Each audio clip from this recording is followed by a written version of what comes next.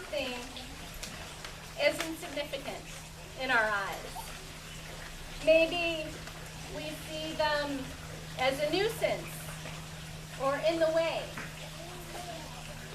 Maybe we even imagine that they are an obstacle to all that could and should be, when in actuality, their presence is more important than we could ever imagine.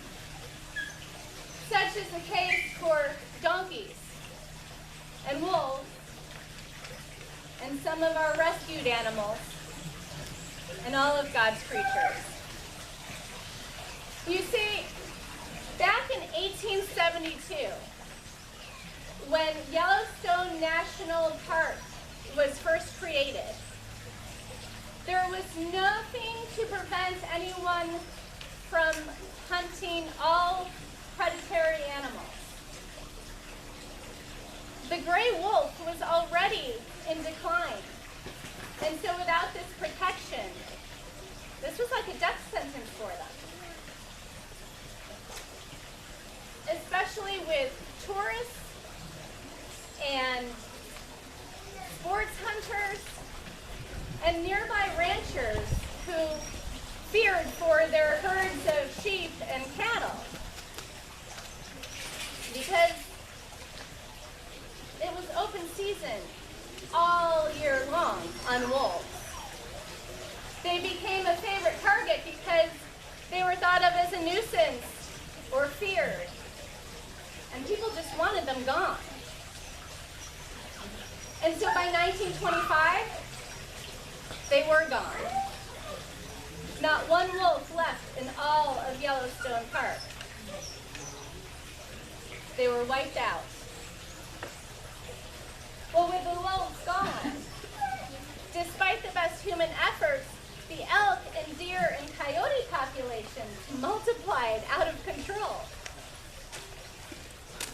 The deer and elk overgrazed the grasslands and the forest, causing the trees to become very sparse. And so the birds flew off.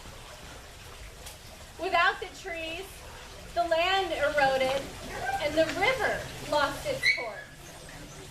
And so beavers disappeared, and with them so many other wild animals of the water.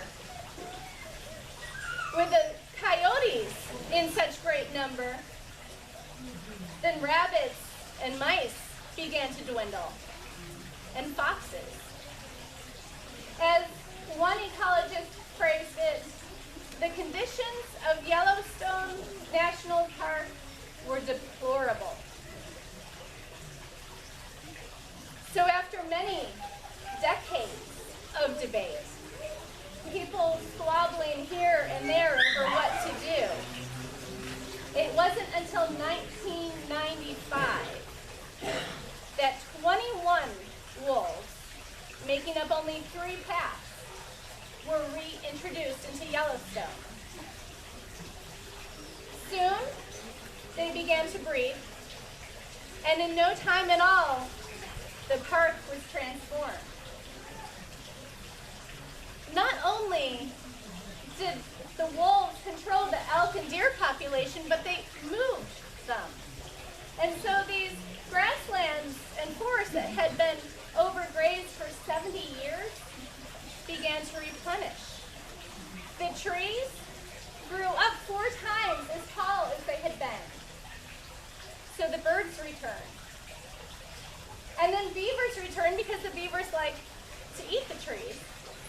And with the dams that the beavers built, that invited back in the otters and the muskrats, and then ducks and fish began to come, and reptiles and amphibians. The wolves also fed on coyotes. So now the rabbits and the mice began to grow in their numbers, which was really attractive to hawks and weasels and foxes and badgers. They all began to return. And from the carrion left behind from the wolves, well, that brought back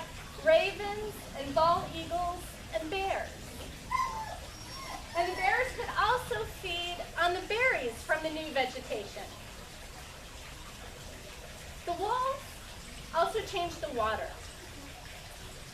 Because of the forest, now the banks of the river were stabilized, and it could run a fixed course, and the water flowed as it should. Isn't it amazing what difference one species can make?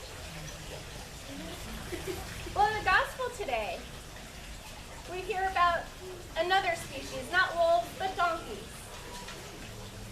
A donkey and her colt who are tied up out in front of the gate, not behind the gate, but in front, the way we might leave an old sofa on the curb, hoping that someone will take it off our hands so we don't have to figure out how to dispose of it ourselves.